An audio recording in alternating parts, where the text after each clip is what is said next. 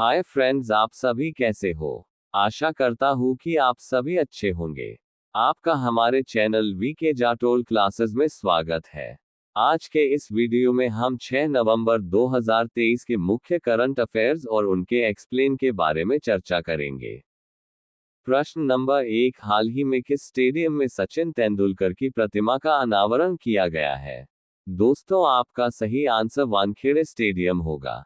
व्याख्या: मुंबई के वानखेड़े स्टेडियम में महान क्रिकेटर सचिन तेंदुलकर की प्रतिमा का अनावरण बुधवार 1 नवंबर को किया गया। विश्व कप 2023 का 33वां मैच भारत और श्रीलंका के बीच इसी मैदान पर गुरुवार को खेला जाएगा। ये प्रतिमा उनके जीवन के 50 सालों को समर्पित है। इस प्रतिमा को राज्य के अहमदनगर के चित्रकार मूर्तिकार प्रमोद कांबले ने बनाया है। सचिन ने 2013 में वेस्टइंडीज के खिलाफ टेस्ट सीरीज के दौरान भारत के लिए यहां अपना अंतिम टेस्ट खेला था। प्रश्न नंबर 2, हाल ही में भारत सिंगापुर रक्षा नीति की 15वीं वार्ता कहां आयोजित की गई है। दोस्तों, आपका सही आंसर नई दिल्ली होगा। व्याख्या: भारत सिंगापुर रक्षा नीति की 15वीं वार्ता आज नई दिल्ली में आयोजित की गई। इसकी सह-अध्यक्षता रक्षा सचिव गिरिधर अरमाने और सिंगापुर के रक्षा स्थायी सचिव चान हेंग ने की। दोनों पक्षों ने भारत और सिंगापुर के बीच मौजूदा रक्षा सहयोग की समीक्षा की और द्विपक्षीय संबंधों में सहयोग बढ़ाने पर सहमति व्यक्त की। उन्होंने साइबर सुरक्षा जैसे क्षेत्रों में सहयोग को आगे बढ़ाने पर भी बातचीत की। भारत और सिंगापुर ने आपसी विश्वास और समझ, सामान्य हितों और लोकतंत्र तथा कानून के साझा मूल्यों पर आधारित रणनीतिक साझेदारी को पूरी तरह से लागू करने की अपनी प्रतिबद्धता की भी पुष्टि की। कोविड-19 महामारी के बाद भारत और सिंगापुर के बीच रक्षा सचिव स्तर की यह पहली बैठक है। प्रश्न नंबर 3, हाल ही में किस राज्य में पारुमला पेरुन्नल उत्सव मनाया गया है। दोस्तों, आपका सही आंसर केरल में होगा। व्याख्या: केरल में 2 नवंबर को पारुमला पेरुन्नल का त्योहार मनाया जाता है। पारुमला पेरुन्नल का इतिहास: महान संत मेट्रोपॉलिटन गीवर्गीस मार ग्रेगोरियोस ने एक बार केरल में पंपा नदी के किनारे एक छोटे से गांव पारुमला की यात्रा की थी और उनका जन्म कुन्नमकुलम में हुआ था। उनकी बुद्धिमत्ता और प्रसिद्धि के लिए उनका बहुत सम्मान किया जाता था। उन्हें अरिकुपुराथु मथेन कर्नावर द्वारा 2 एकड़ जमीन दी गई थी और सिरियक भाषा की शिक्षा के लिए आवासीय क्षेत्र में अजीबपुरा नामक एक इमारत का निर्माण कराया गया था। 1902 में मेट्रोपॉलिटन गीवर्गीस मार ग्रेगोरियोस का 54 वर्ष की आयु में निधन हो गया और उनकी मृत्यु तिथि को अब परुमला पेरुन्नल के रूप में मनाया जाता है। प्रश्न नंबर 4, हाल ही में किसे टाटा पावर रिन्यूएबल एनर्जी के सीईओ और एमडी बने हैं। दोस्तों, आपका सही आंसर दीपेश नंदा को होगा। व्याख्या: टाटा पावर ने 1 नवंबर 2023 से टाटा पावर की सहायक company Tata power renewable energy limited TPREL के अध्यक्ष नवीकरणीय और सीईओ और एमडी के रूप में दीपेश नंदा की नियुक्ति की घोषणा की। नंदा अपने साथ जीई, फ्लोसिव और टाइको जैसी कंपनियों में 28 साल का अनुभव लेकर आए हैं।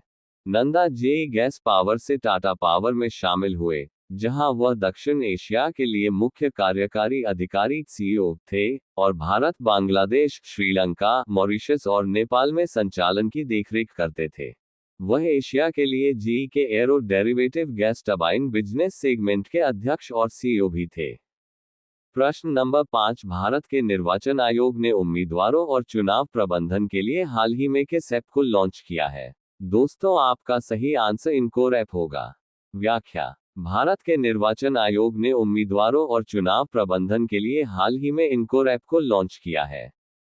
इसके माध्यम से उम्मीदवारों की अंतिम सूची तैयार करने और चुनाव चिन्ह आवंटित करने में मदद मिलेगी। नामांकन और शपथ पत्र भरने के लिए निर्वाचन आयोग का एक ऑनलाइन पोर्टल भी है। शपथ पत्र पोर्टल के जरिए उम्मीदवारों के वित्तीय स्रोत, परिसंपत्तियों और देयताओं की जानकारी मिलेगी। अग्नि, शिक्षा, पुलिस, पर्यावरण और सीपीडब्ल्यूडी सहित विभिन्न विभागों के साथ समन्वय की सुविधा प्रदान करना।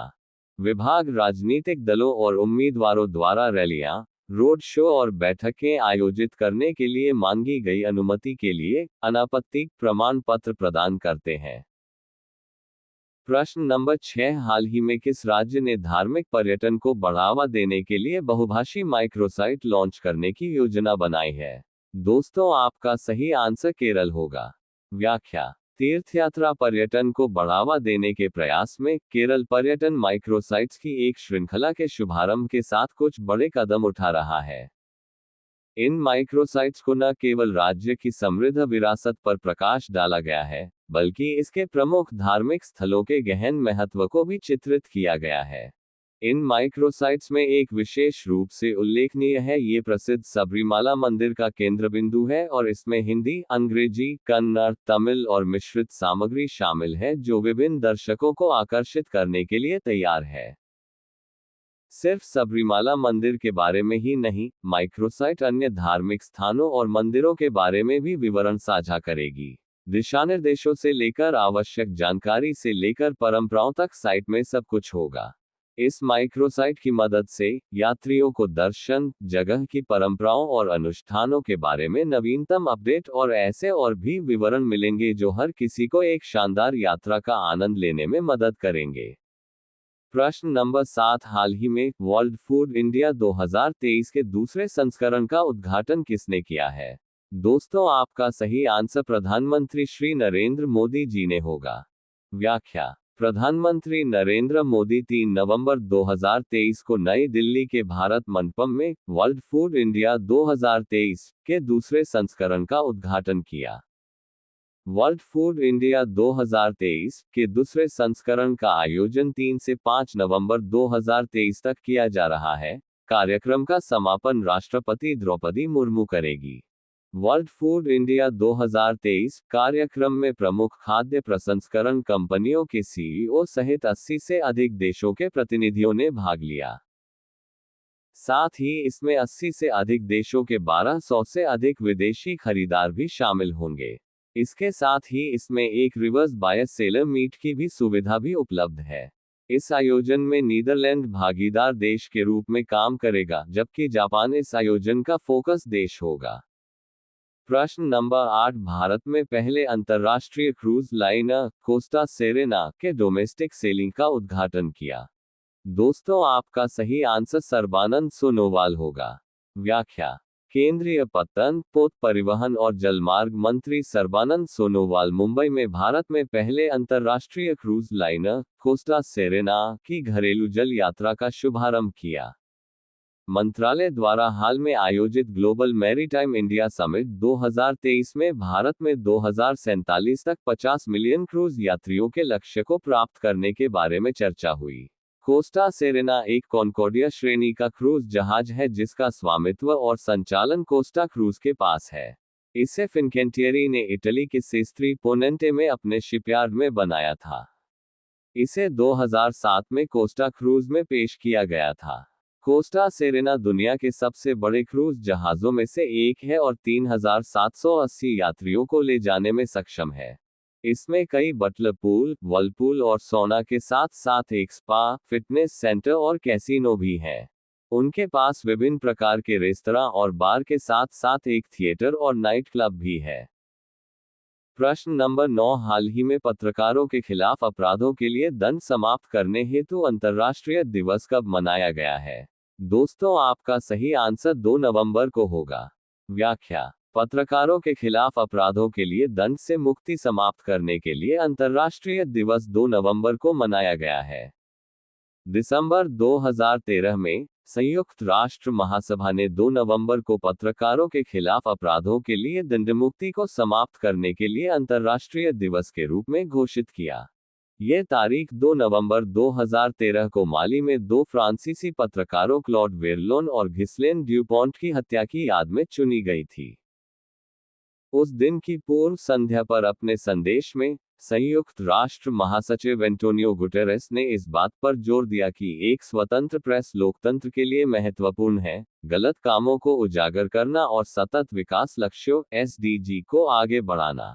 श्री गुटेरेस ने सरकारों और अंतर्राष्ट्रीय समुदाय से पत्रकारों की सुरक्षा के लिए आवश्यक कदम उठाने का आह्वान किया। संयुक्त राष्ट्र प्रमुख ने कहा कि समाज में अपनी भूमिका निभाने के कारण इस वर्ष 70 से अधिक पत्रकारों की हत्या कर दी गई।